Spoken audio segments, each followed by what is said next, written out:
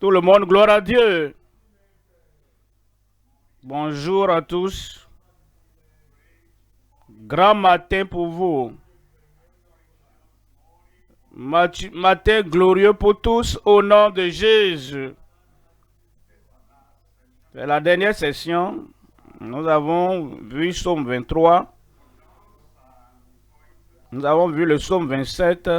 Et si vous n'étiez pas là, je plaide que vous ayez cherché le message parce que les trois sont ensemble. Et ils vous béniront votre vie.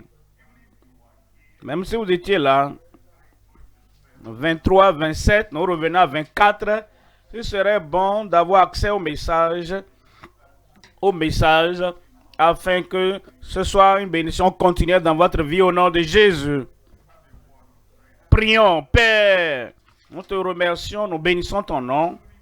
Nous te glorifions, Seigneur, pour qui tu es, pour ce que tu as, et ce que tu fais, et ce que tu as fait, et ce que tu feras encore. Nous demandons, Seigneur, que dans chaque vie aujourd'hui, que tu envoies ta grâce, que tu envoies ta bonté, et tu envoies la piété, la sainteté dans chaque cœur, dans chaque vie, au nom de Jésus. Nous demandons, Seigneur, que ta nature nous soit donnée. Ôte la nature du premier Adam de notre vie, et que la nature de Lucifer soit ôtée de la vie de chacun de nous, et donne-nous la nature même du Dieu saint du ciel, afin que, Seigneur, comme nous t'adorons ici-bas, nous allons t'adorer au ciel. Finalement, fais du bien à chaque vie aujourd'hui. Au nom de Jésus, nous prions. Que Dieu vous bénisse, vous pouvez vous asseoir. Nous venons aujourd'hui à Psaume 24, verset 1. Psaume 24, lisons à partir du verset 1. À l'Éternel la terre et ce qu'elle renferme, le monde et ceux qui l'habitent. Verset 2.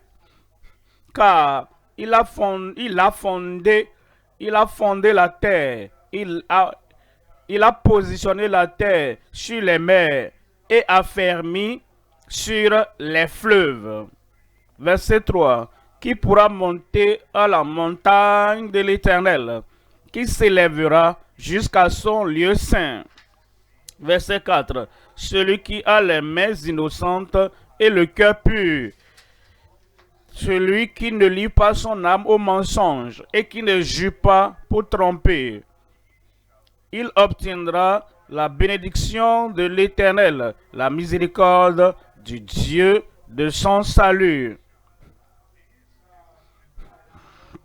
Voilà le partage de la génération qu'il invoque, de ceux qui cherchent ta face de Jacob.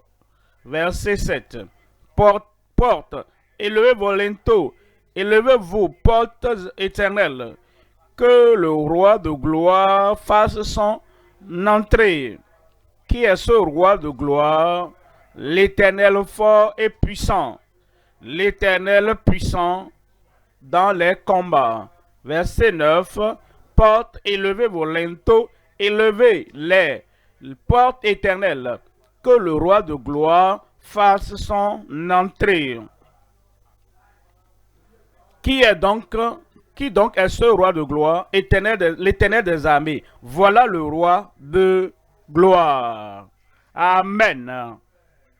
Nous considérons ce psaume aujourd'hui et le thème, le possesseur fiable, avec une souveraineté surnaturelle de tous les temps. Il règne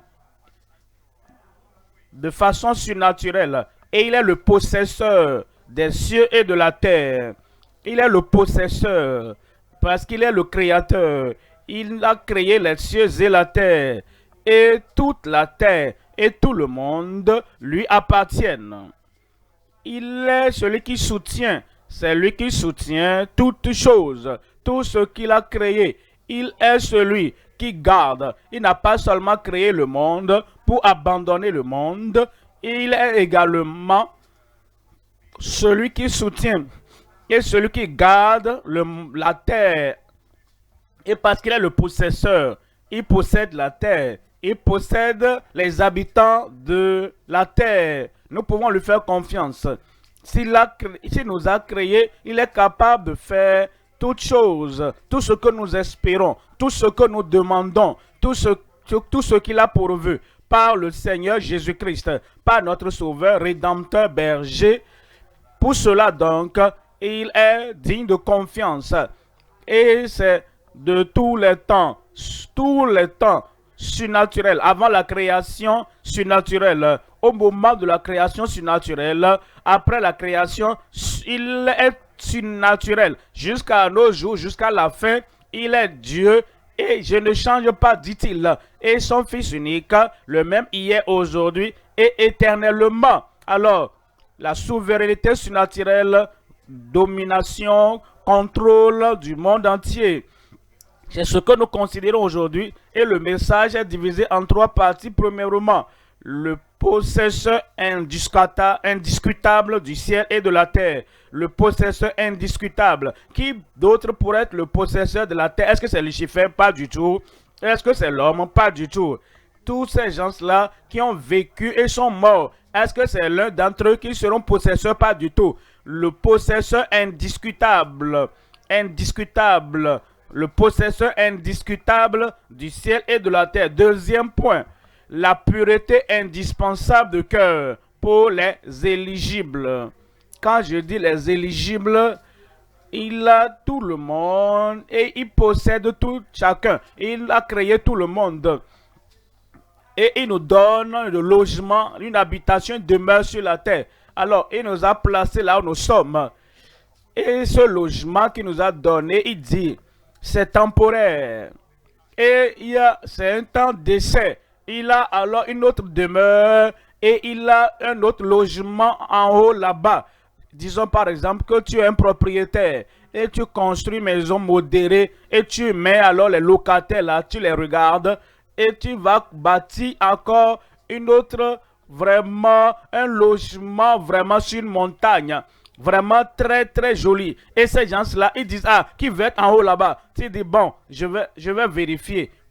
Je vais voir comment vous passez votre temps dans les premiers bâtiments que je vous ai loués. Dans les logements qui sont en bas ici. Dans les logements de la terre. Je vais voir comment vous passez votre temps là-bas. Et ils sélectionnent ceux qui ont vécu dans ces premiers logements-là. Et dit, toi là, ouais, tu es qualifié, tu es éligible. Et il les prend pour leur donner le logement qui est au sommet de la montagne. Le Dieu du ciel nous a donné la chance de vivre ici-bas. Et dans ce temps d'essai, il veut voir comment nous vivons. Alors, lorsque nous finissons avec le logement de la terre, il dit, toi tu es éligible, toi tu es éligible. Et il nous amène dans le logement d'en haut là-bas, au ciel. Alors, si nous vivons selon sa volonté, selon ses désirs, selon ses exigences sur la terre ici, c'est seulement que nous serons donc parmi ceux-là qui sont éligibles pour être de l'autre côté. Deuxièmement, la pureté indispensable de cœur pour les éligibles. Troisième point, le prince indescriptible du ciel pour l'éternité. Le roi de gloire, porte éternelle. Élevez-vous, que le roi de gloire fasse son entrée. Qui est ce roi de gloire? L'Éternel, fort et puissant dans les combats. Est-ce que vous n'êtes pas surprenant? Ils disent la deuxième fois, élevez, porte volento. Je croyais qu'il était déjà entré. Et il dit, porte élevez volento. Élevez les portes éternelles, que le roi de gloire fasse son entrée. La première fois qu'il est venu, en réalité, il était venu mourir pour tes péchés, pour mes péchés et pour les péchés de l'humanité. Et après cela, après qu'il est mort, il est mort, ressuscité, pendant qu'il parlait à ses disciples, alors il a été enlevé et il le regardait et il devait entrer en ce moment, après sa première venue sur la terre. Alors, les anges ont dit, élevez vos portes éternelles, que le roi de gloire, il a conduit plusieurs fils dans la gloire, et ils ont mené une vie glorieuse sur la terre. Et il veut venir maintenant, que le roi de gloire vienne.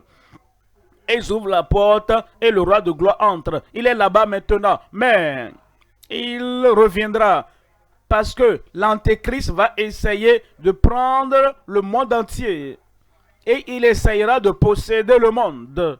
Christ viendra après 7 ans de la grande tribulation ici-bas. Il viendra et il va établir son règne millénaire. Ensuite, après cela, il est toujours le roi de gloire.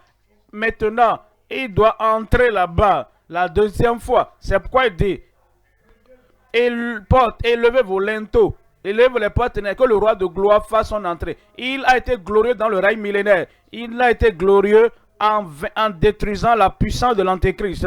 Il viendra comme le Seigneur de combat, comme l'Éternel qui est victorieux, parce qu'il a vaincu. Tous les cieux disent, maintenant, voici, et que le roi de gloire vienne. Et ils ouvrent la porte et le roi de gloire entre. Maintenant, nous sommes là aujourd'hui, en nous préparant pour le retour, quand ces portes vont s'ouvrir, et toi, tu entreras avec le roi. Le roi, en ce moment, quand il est allé la première fois, quand le roi de gloire est venu, il est allé tout seul. Et il a laissé ses disciples, ses fils et serviteurs, et il les a laissés dans le monde, et dit, allez prêcher l'évangile à toute la création. Quand il viendra la deuxième fois, et il établira son règne, et il doit continuer, et le roi de gloire doit entrer. Tous ces saints le suivront. Où es-tu là-bas? Tu seras aussi là, dans la compagnie des saints. Quand les saints marcheront, je serai là, et tu seras là. Que ces portes éternelles s'ouvrent, et le roi de gloire entrera. Troisième point, donc le prince indescriptible du ciel tout au long de l'éternité. Premier point, le possesseur indiscutable du ciel et de la terre. En Genèse chapitre 14, 19.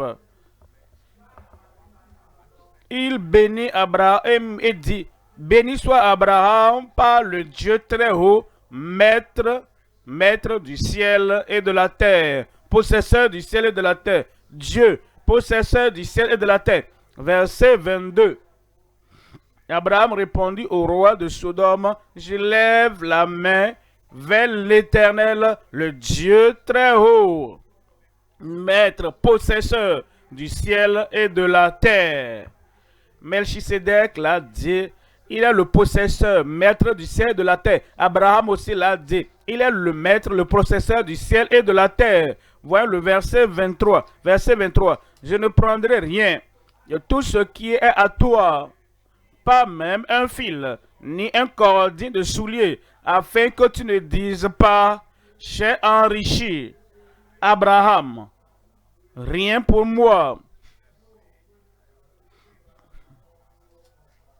Dieu a rendu Abraham riche par le roi de Sodome.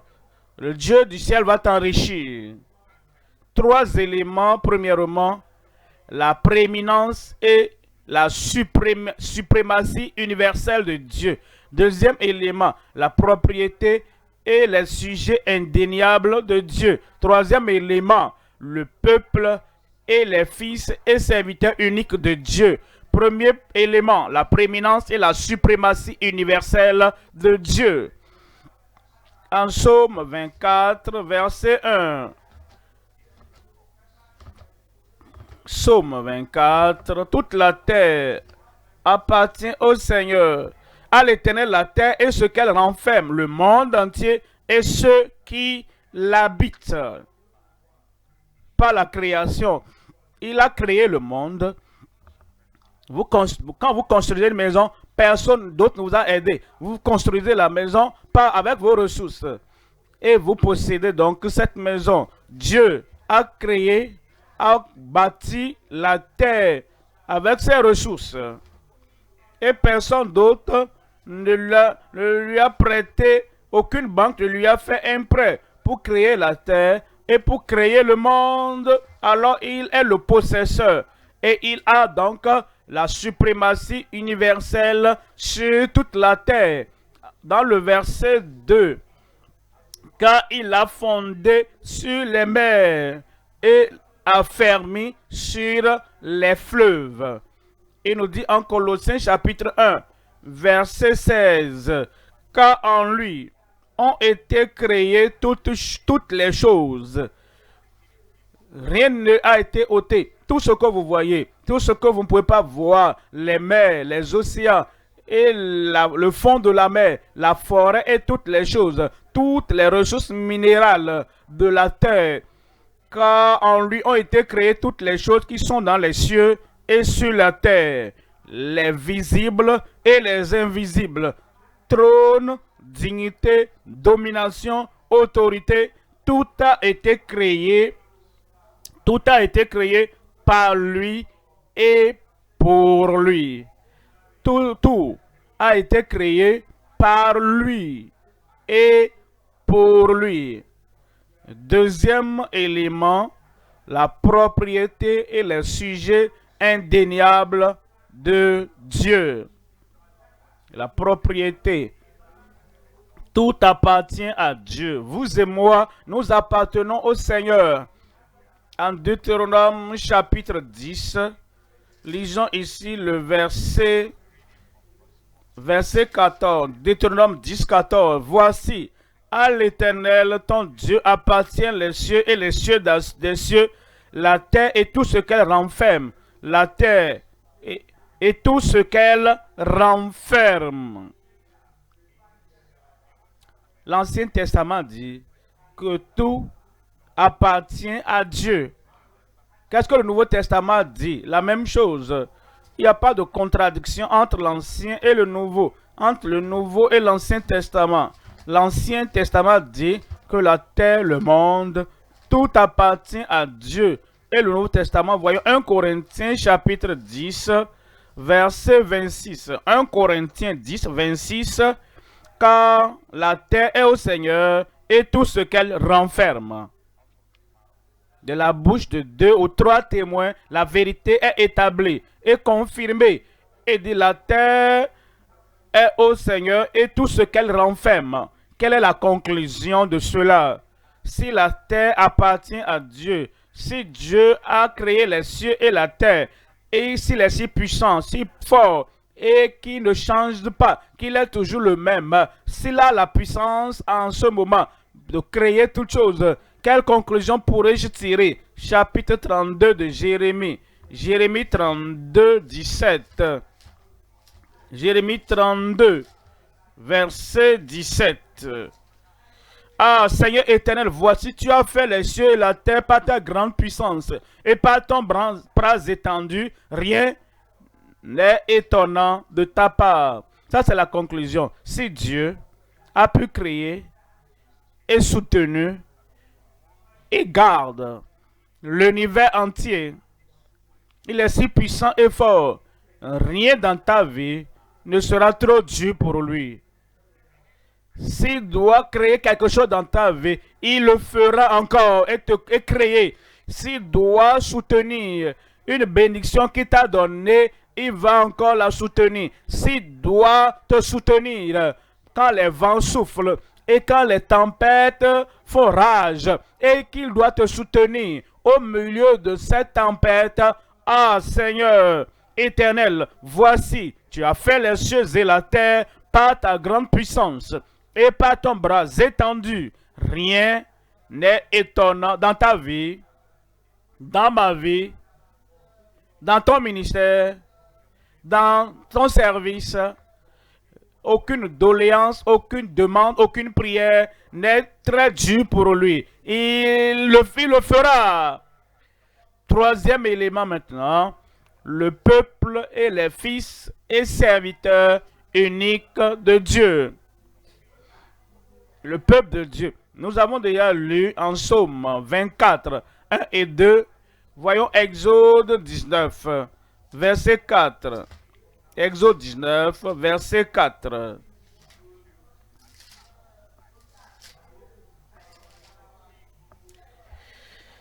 Vous avez vu ce que j'ai fait à l'Égypte et comment je vous ai porté sur des ailes d'aigle et amené vers moi. Il sépare des gens du reste du monde. Il a séparé Israël et des multitudes qui étaient des gens d'Égypte. Et il dit maintenant, je vous ai porté sur des ailes d'aigle et je vous ai amené vers moi. Verset 5, maintenant, si vous écoutez ma voix, et si vous gardez mon alliance, cela nous rend uniques. Nous venons au Seigneur, il nous a sauvés, il nous sanctifie, il nous purifie, et il nous rend saints. Il nous rend uniques et différents des gens du monde. Et il dit, si vous écoutez ma voix, et si vous gardez mon alliance, vous m'appartiendrez entre tous les peuples, car toute la terre est à moi. Car toute la terre est à moi. Toute la terre est à moi. Toute la terre est, pas la création, est à moi. Mais ceux-là qui se distinguent, qui se séparent et qui sortent de la multitude du monde, ils deviennent le peuple unique et particulier de Dieu. Et il dit, vous deviendrez un trésor particulier pour Dieu. Verset 6, il dit, vous serez pour moi un royaume de sacrificateurs et une nation sainte. Voilà les paroles que tu diras aux enfants d'Israël. Et voici les paroles qui te parviennent aujourd'hui. Tu appartiendras à Dieu de façon particulière. 1 Corinthiens, verset 19. 1 Corinthiens 6, 19. Ne savez-vous pas que votre corps est le temple du Saint-Esprit qui est en vous? Vous voyez combien de fois vous êtes particulier? Les idolâtres ne portent pas leur idole dans leur ventre, dans leur cœur, dans leur corps. Les idolâtres ne peuvent pas le faire. Ceux qui adorent les dieux étrangers, ils ne peuvent pas avaler leur idole. Mais Jésus-Christ a dit, voici, je me tiens à la porte. Si quelqu'un ouvre la porte, je viendrai à lui et je communierai avec lui. Alors quoi? Ne savez-vous pas que si vous êtes né de nouveau, si vous avez donné votre vie à Christ, si vous n'êtes pas seulement dans la religion idolâtre, ne savez-vous pas, si vous êtes né de nouveau, vous êtes enfant de Dieu, que vous ne vous appartenez pas, que votre corps est le temple du Saint-Esprit qui est en vous, et que vous ne vous appartenez point. Verset 20. Verset 20. Que Dieu vous bénisse tous. Verset 20. Car vous avez été rachetés. Vous avez été rachetés à un grand prix. Glorifiez Dieu dans votre corps.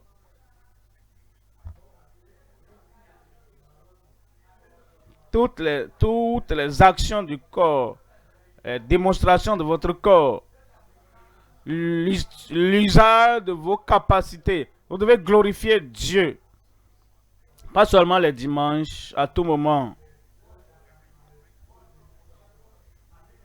Ce que tu fais, ce à quoi tu penses.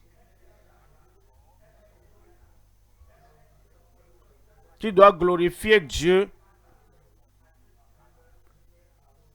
dans ton esprit, dans ton corps, dans ton cœur, dans ton langage, dans ton comportement, dans ton caractère et dans ton service, dans tout ce que tu fais.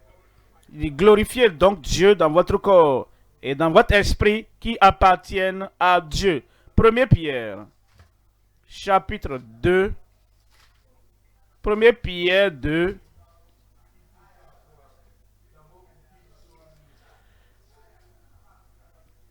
Vous êtes 1 Pierre 2, 9.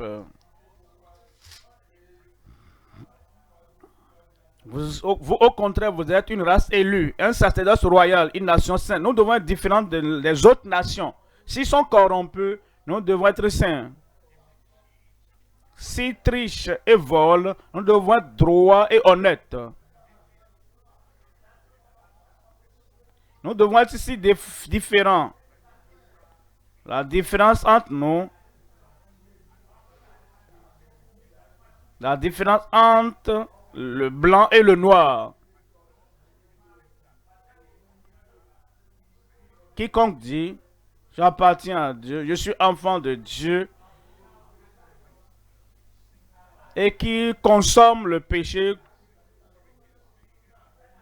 et il boit le péché comme les gens du monde, corrompu financièrement, corrompu dans la famille, corrompu dans le langage de leur bouche, et ils disent qu'ils appartiennent à Dieu. Non, non, non, non. Si tu appartiens à Dieu, tu seras différent.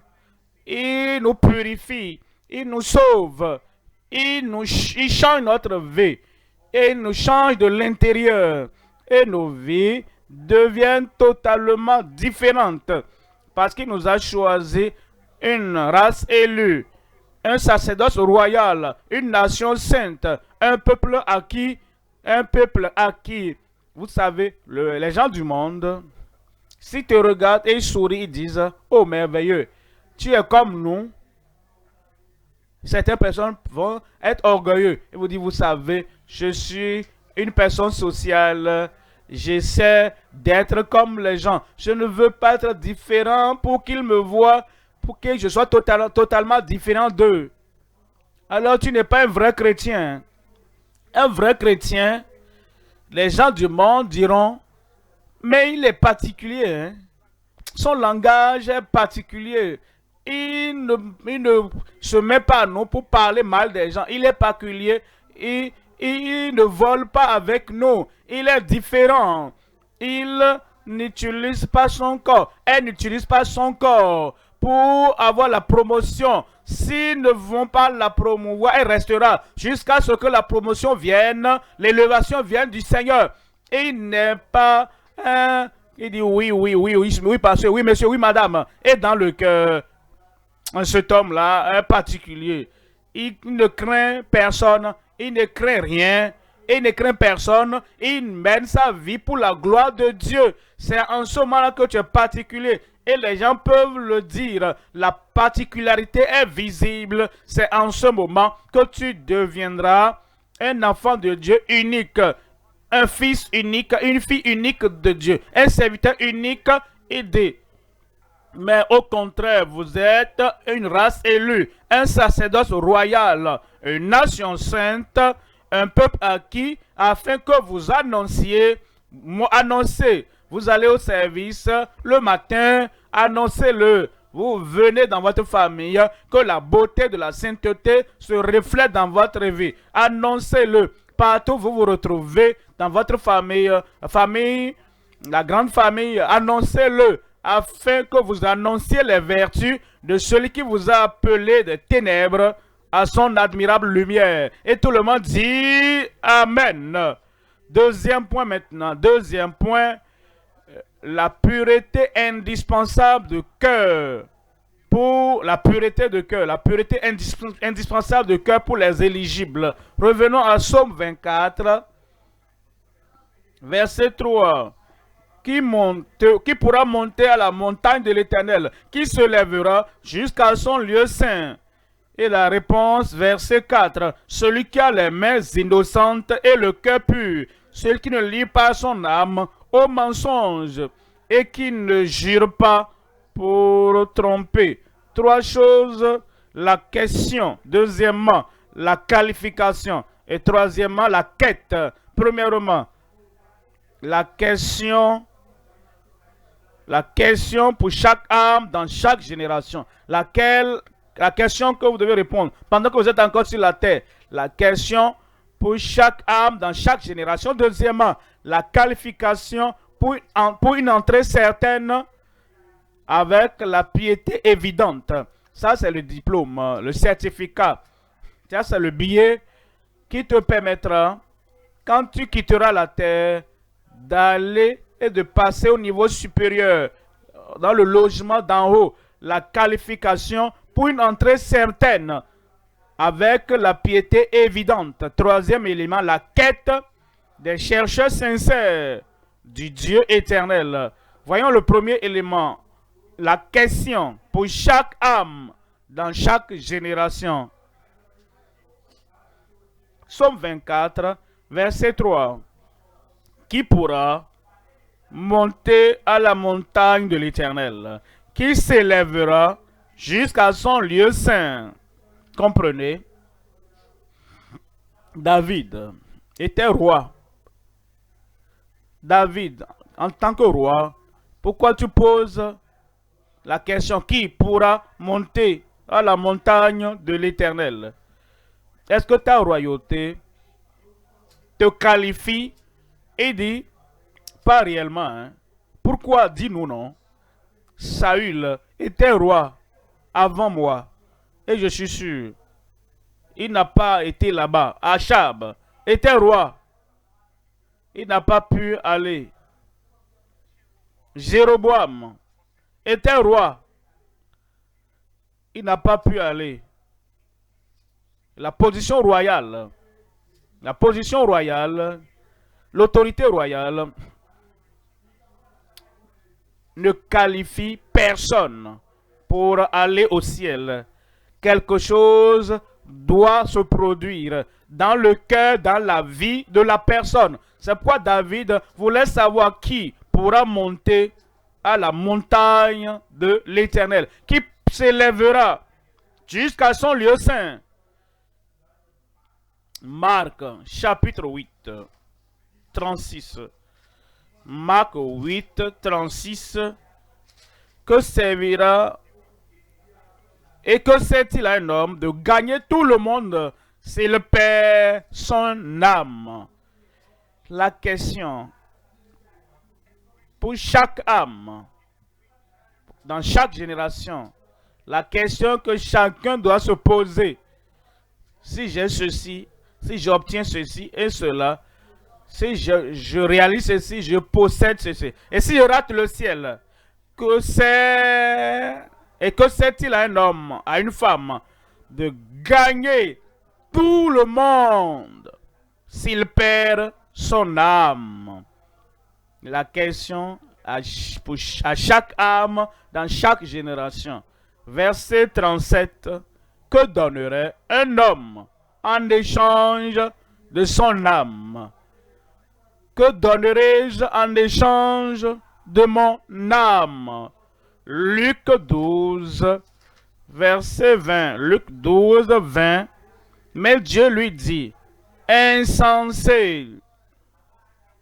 Quand il dit insensé, il ne veut pas dire que l'homme n'avait pas la sagesse, les stratégies pour pouvoir rassembler les choses du monde. C'était un homme laborieux, un homme intelligent. C'était un homme proactif.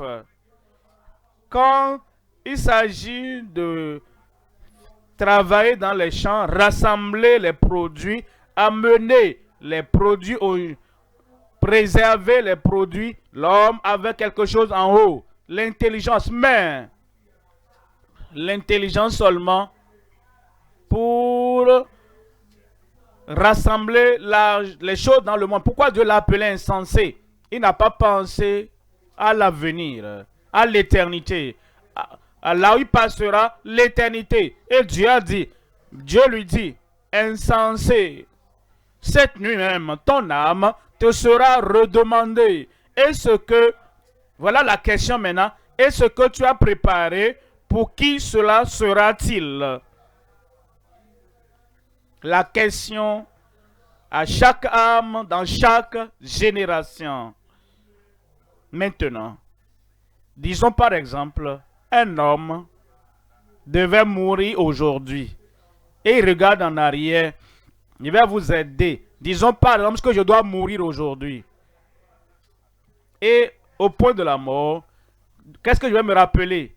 Je me rappelle que je suis un diplômé d'université. Je me rappelle que j'étais premier. Je me rappelle que j'ai été enseignant de mathématiques, professeur de mathématiques. Je me rappelle que j'étais prédicateur. Et Dieu dit, c'est tout ce dont toi tu as.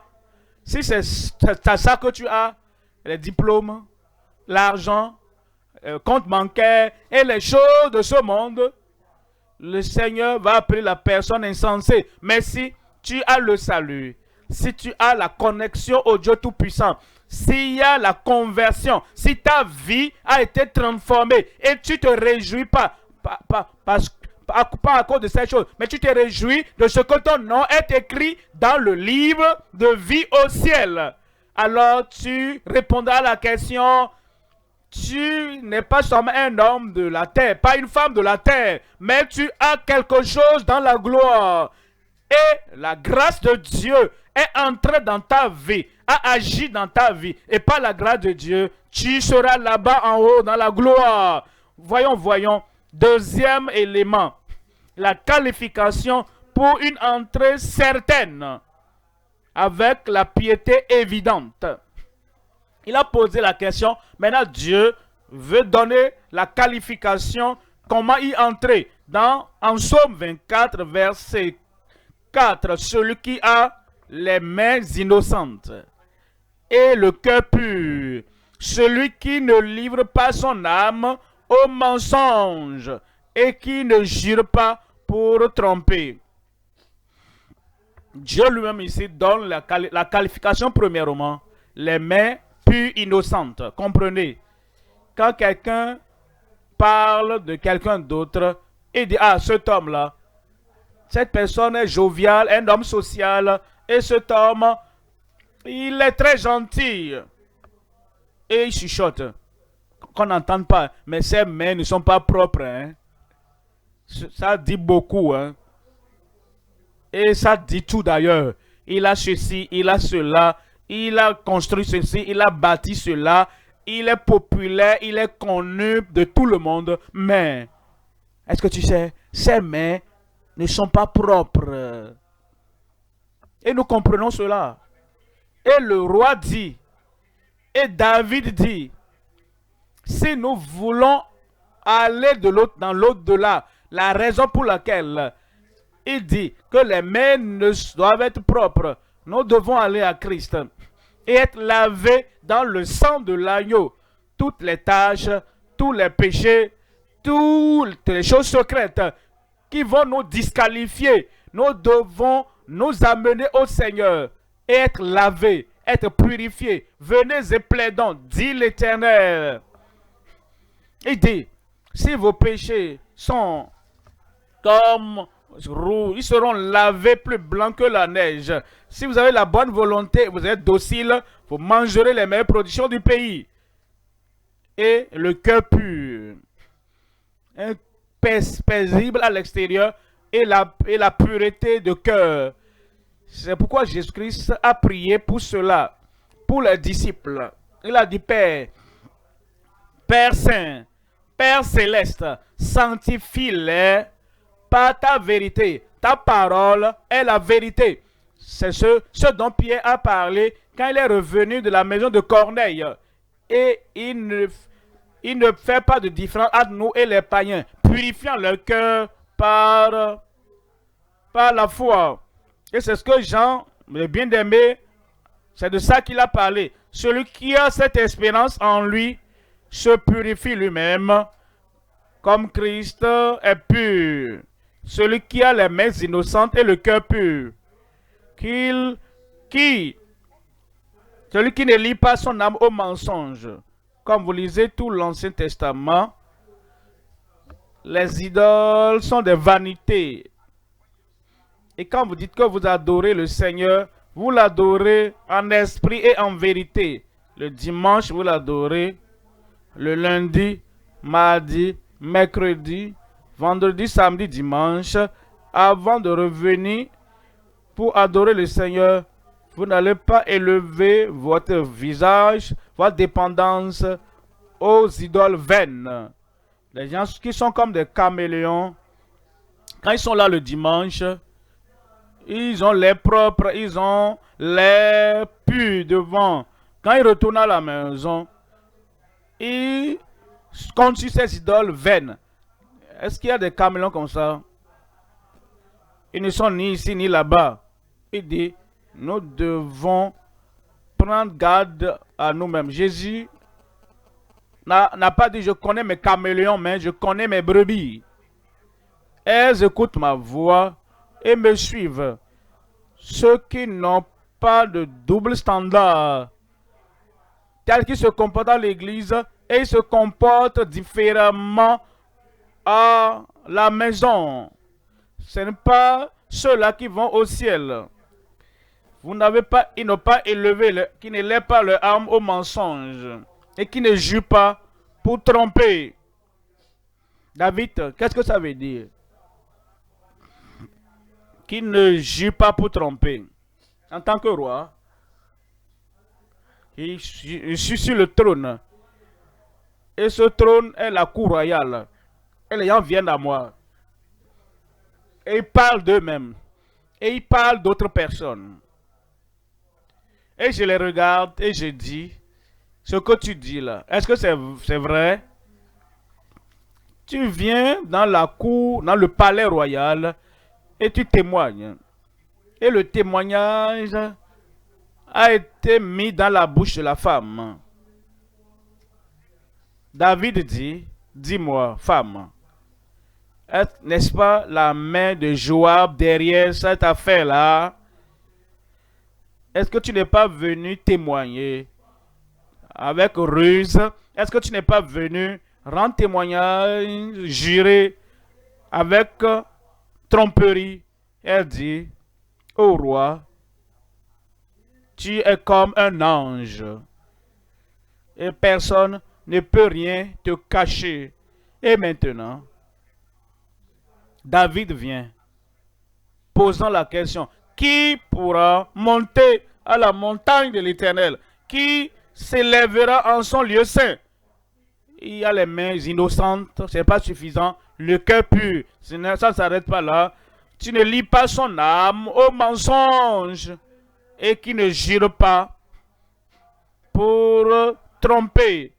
Tu ne viens pas témoigner dans la cour du roi avec tromperie. Tu ne parles pas pour tromper. En la présence du roi, le roi des rois, le Seigneur des Seigneurs est là. Le roi Jésus est là dans le culte.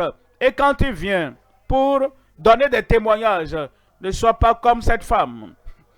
Quelqu'un a mis la parole dans ta bouche et ce qu'on a mis dans ta bouche, c'est la parole de tromperie. Et tu le dis avec confiance.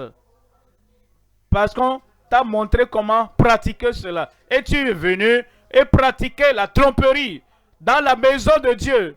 Alors, nous disons, est-ce que la main de tel n'est pas un frère, de tel professionnel, de tel ouvrier, tel, et ceux qui les ont poussés, disent ça comme ça, il faut bouger comme ça. Et Dieu te regarde et dit, oh, d'accord, cet homme est ton Dieu. Tu n'as aucune vérité dans ton cœur. Tu es comme ça, comme cette femme. Le Joab et la femme, où sont-ils maintenant? C'est ce qui compte. Où passeras-tu l'éternité? Joab, où est-il maintenant? Et cette femme de sagesse terrestre, où est-elle maintenant? Pense à l'éternité. En répondant à la question, qui pourra monter à la montagne de l'Éternel, qui s'élèvera jusqu'à son lieu saint? Celui qui a les mains innocentes, les mains pures, le cœur pur. Celui qui ne lie pas son âme au mensonge et qui ne jure pas pour tromper. Qui ne parle pas, qui ne témoigne pas pour tromper. Je prie que le Seigneur nous aide. Que nous soyons conscients de ce que aller au ciel veut dire à tout moment. Que nous soyons à l'église, que nous soyons sur le champ de croisade, ou que nous soyons dans le bus, ou dans le taxi, ou dans l'avion, et n'importe où nous sommes, les mains innocentes au nom de Jésus. Le cœur pur au nom de Jésus. Et nous ne livrons pas nos âmes au mensonge au nom de Jésus. Et nous ne parlons pas, nous ne témoignons pas, pour tromper. Troisième élément maintenant, la quête des chercheurs sincères du Dieu éternel. Psaume 24, 5. Il obtiendra, il vient du verset 4. Il a les mains innocentes, il a un cœur pur, il ne lie pas son âme au mensonge et il ne jure pas pour tromper. Cet homme, cette femme, il obtiendra la bénédiction de l'Éternel et la miséricorde du Dieu de son salut. Il a la justice de Dieu, le Dieu de son salut.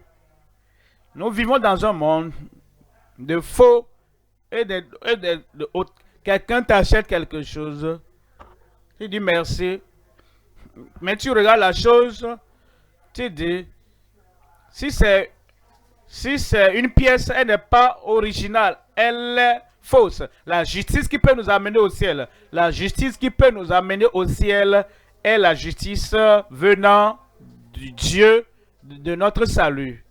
Il nous sauve, il change notre vie, il transforme nos vies. Alors il dit, je dois déposer quelque chose d'autre dans ta vie. Et c'est ça qui va t'ouvrir la porte automatiquement. Et je suis sûr que vous connaissez ces portes automatiques. Vous avez cette chose dans la main et quand vous approchez, la porte reconnaît et la porte s'ouvre. C'est la même chose. Quand Dieu te donne la justice, tu es sauvé, tu es né de nouveau et tu as la justice venant du Dieu de notre salut. Comme tu entres comme ça, le ciel, la porte du ciel va te reconnaître. Et la porte va simplement s'ouvrir. Mais si tu as la mauvaise forme de justice, la justice de soi, la justice des pharisiens, la justice des sadducéens, la justice dans les vêtements, mais la justice n'est pas dans le cœur, alors tu viens espérant que la porte s'ouvre et la porte est fermée. Tu sors, tu frappes à la porte, frapper à la porte n'ouvre pas la porte. Il y a quelque chose que tu dois avoir eu. Et quand tu as cette chose, tu n'as même pas besoin de frapper à la porte s'ouvre d'elle-même. La porte d'exaucement aux prières, la porte qui va te conduire au ciel glorieux. Et dit, nous avons la justice du Dieu de notre salut. Verset 6. Verset 6, voilà le partage de la génération qui l'invoque, de ceux qui cherchent ta face, de Jacob. Troisième point maintenant. Le prince indescriptible du ciel tout au long de l'éternité. Psaume 24, verset 7. Porte et levez vos linteaux, élevez-vous, porte éternelle, que le Dieu de gloire fasse son entrée. Verset 8. Qui est ce roi de gloire? L'Éternel fort et puissant. L'Éternel puissant dans les combats. Verset 9. Porte, élevez vos linteaux, élevez-les, porte éternelle. Que le roi de gloire fasse son entrée. Verset 10. Qui donc est ce roi de gloire? L'Éternel des armées. Voilà le roi de gloire. Trois éléments. Premièrement, le retour du roi de gloire. Deuxième élément, l'appel de ses enfants, fils du roi, à la gloire. Troisième élément, le couronnement du roi de gloire. Premier élément, le retour du roi de gloire. Verset 7. Le psaume 24. Porte, élevez vos linteaux, élevez-vous, porte éternelle. Que le roi de gloire, porte éternelle, que le roi de gloire fasse son entrée. Regardez l'identité du roi de gloire. 1 Corinthiens chapitre 2, verset 7. 1 Corinthiens 2, 7. 2, 7. Nous prêchons la sagesse de Dieu, mystérieuse et cachée, que Dieu, avant les siècles, avait destinée pour notre gloire. Verset 8. Sagesse qu'aucun des chefs de ce siècle n'a connue. Car s'ils l'eussent connue, sagesse qu'aucun des chefs de ce siècle n'a connue, car s'ils l'eussent connue, ils n'auraient pas crucifié le Seigneur de gloire. Cela identifie le roi de gloire, le Seigneur de gloire, celui qui a été crucifié. S'ils avaient connu le plan de Dieu, s'ils avaient connu la grâce de Dieu, ils n'auraient pas crucifié le Seigneur de gloire. 1 Timothée chapitre 1, 15. C'est une parole certaine et entièrement digne d'être reçue, que Jésus-Christ est venu dans le monde pour sauver les pécheurs, dont je suis le premier. Il parle de Jésus. Il est venu dans le monde pour un objectif, pour sauver les pécheurs. Et quand il était sur le point de repartir, il dit, je suis venu de mon Père et je retourne vers mon Père. Et quand il était venu pour la première fois, on nous a dit, comme il parlait à ses disciples, alors il fut enlevé et il partait, il montait et il est allé au ciel. Ça, c'est la première fois quand toutes ces portes éternelles étaient ouvertes pour que le roi de gloire vienne. Et le roi de gloire est allé. Et depuis ce temps, il est assis à la droite de la gloire et de Dieu. Et quand Étienne voulait mourir, le Seigneur a ouvert ses yeux et il leva les yeux. Il a dit, je vois le Fils de l'homme debout à la droite de Dieu. Il n'est pas entré par la porte pour venir prendre Étienne. Il était toujours là-bas. Et il est toujours là-bas. Et il est assis à la droite de majesté. En deuxième élément maintenant, l'appel des fils du roi à la gloire. Il est venu à cause de ce qu'il a fait. Le roi de gloire est en train maintenant de préparer des personnalités glorieuses en nous. Hébreux 2:9. Hébreux 2:9. Mais celui qui a été abaissé pour un peu de temps au-dessous des anges, Jésus, nous le voyons couronné de gloire et d'honneur. Couronné de gloire et d'honneur à cause de la mort qu'il a soufferte, afin que par la grâce de Dieu, il souffrit la mort pour tous. Il est mort pour le salut de tout le monde. Verset 10, il convenait en effet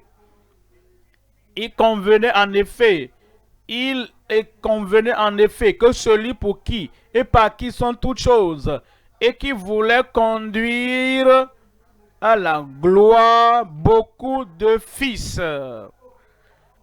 À cause de ce qu'il a fait sur la croix du Calvaire, il amène tous ceux qui croient. Il conduit les fils et les filles à la gloire. Éleva la perfection par les souffrances, le prince de leur salut. Verset 11. Car celui, Christ, qui sanctifie, et ceux qui sont les croyants, qui sont sanctifiés, sont tous issus d'un seul. C'est pourquoi il n'a pas honte de les appeler frères. Nous sommes maintenant les frères du Seigneur. Il nous conduit à la gloire. Il nous appelle à la gloire. 2 Pierre chapitre 1. 2 Pierre 1 verset 3. Comme sa divine puissance nous a donné tout ce qui contribue, toutes choses, tout ce qui contribue à la vie et à la piété, au moyen de la connaissance de celui qui nous a appelés. Dites-moi, par sa propre gloire et par sa vertu, par son premier sacrifice, dans sa première venue. Avant qu'il ne reparte, les portes de gloire ont été ouvertes pour qu'il y entre, après que lui-même ait fait le sacrifice acceptable à Dieu pour nous. En son temps, tout ce qu'il a fait, il nous appelle à la gloire et à sa vertu. Verset 4. Lesquels nous assurent de sa part les plus grandes et les plus précieuses promesses, afin que par elles, vous deveniez participants de la nature divine, en fuyant la corruption qui existe dans le monde par la convoitise. Amen. Vous échapperez à la corruption dans le monde. La corruption au bureau. La corruption de la communauté. La corruption dans la politique. Amen. La corruption dans la politique de l'Église.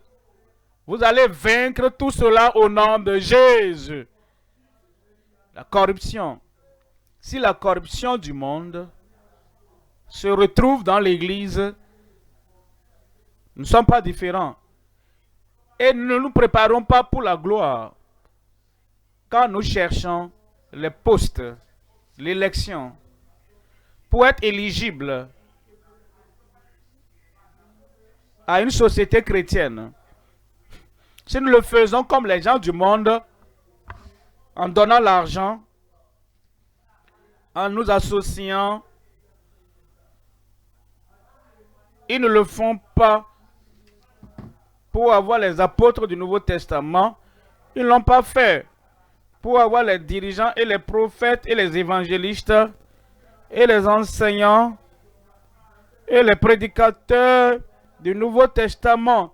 Maintenant, si nous pratiquons toutes les politiques, nous levons la main, nous avons gagné et nous sommes les dirigeants de telle association chrétienne maintenant.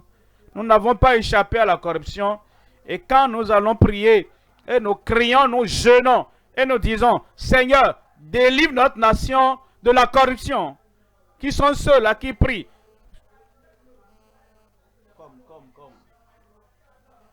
Qui cherchent la position politique, comment Dieu peut les écouter?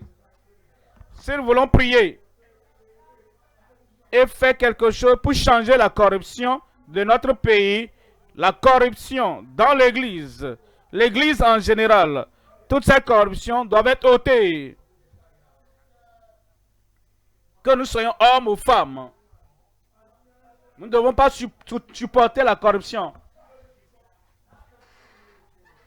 Parce qu'il nous appelle à la gloire. Nous devons échapper à la corruption qui est dans le monde par la convoitise. Je prie que Dieu purifie l'Église. Le Seigneur va purifier l'Église, purifier l'Église pour que l'Église soit glorieuse au nom de Jésus. Troisième élément, le couronnement du roi de gloire.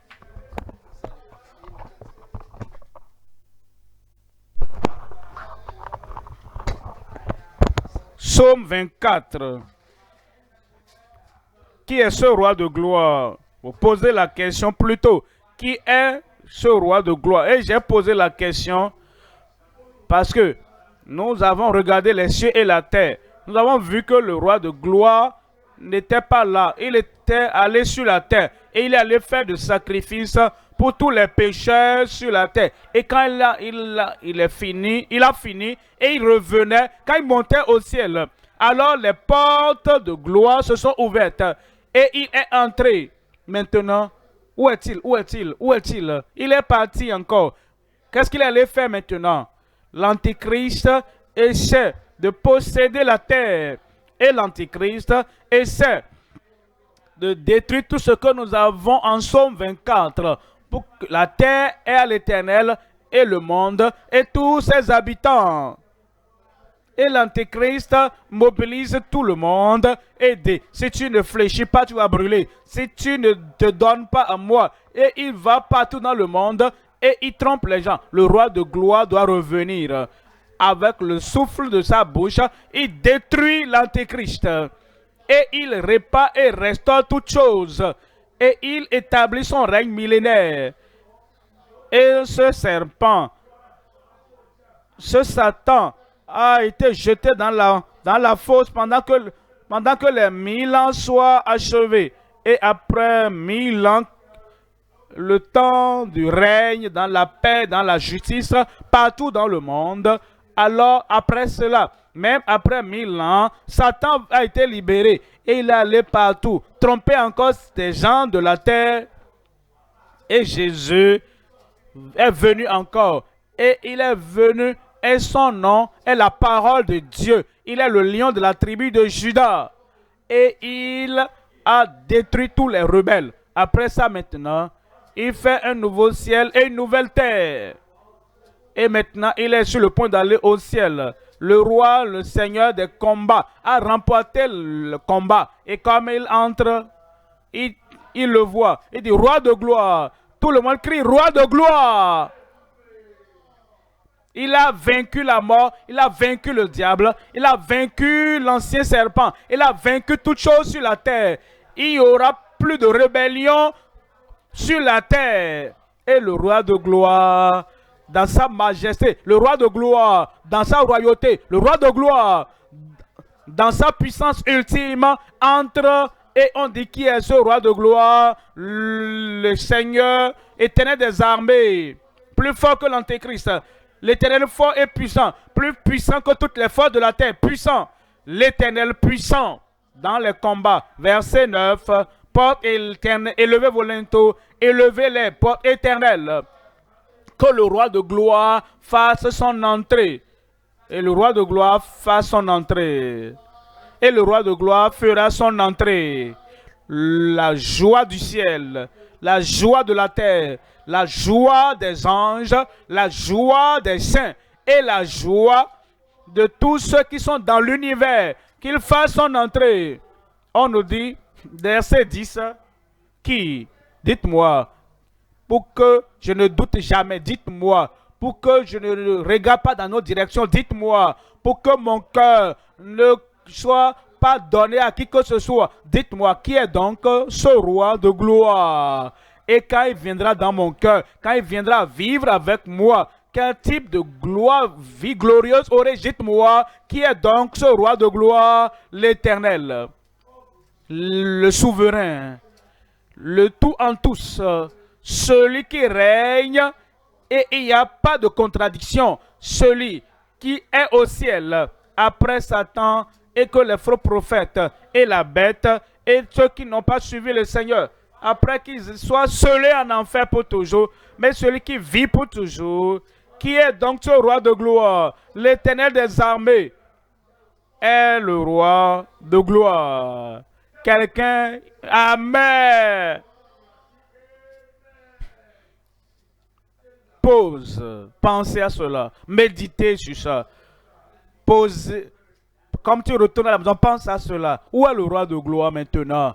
Et dit, voici, je me tiens à la porte et je frappe. Si quelqu'un, une femme, un homme, un garçon, une fille, entend ma voix et ouvre la porte, si le roi de gloire doit aller au ciel et ses portes vont s'ouvrir et toi là-bas, pour que tu puisses aller avec lui en ce dernier jour, tu dois ouvrir les portes et la porte de ton cœur et tu dois lui dire, roi de gloire, viens.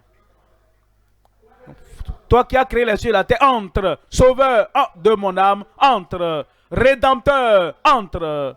Alors il dit, j'entrerai, je souperai avec lui, je communierai avec lui. Et la communion va continuer jusqu'au dernier jour. Quand il entrera, est-ce que tu vois les portes? Est-ce que tu vois le ciel? Comme Étienne a vu, est-ce que toi tu vois? Seigneur Jésus, reçois mon esprit. Et le Seigneur va te recevoir en ce jour-là. Levons-nous et prions le Seigneur. Parle au Seigneur. Ô Seigneur, roi de gloire, entre, viens. Et le roi de gloire viendra. Ouvre ta bouche et parle à Dieu dans la prière.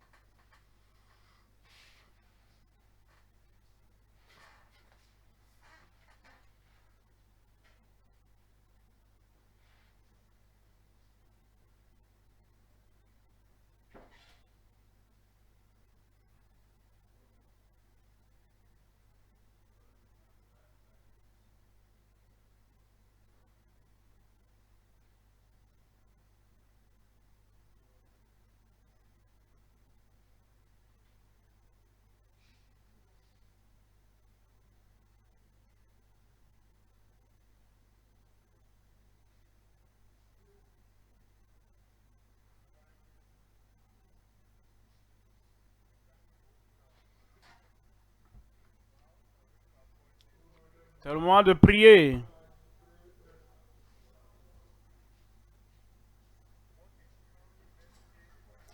Quel message de couronnement.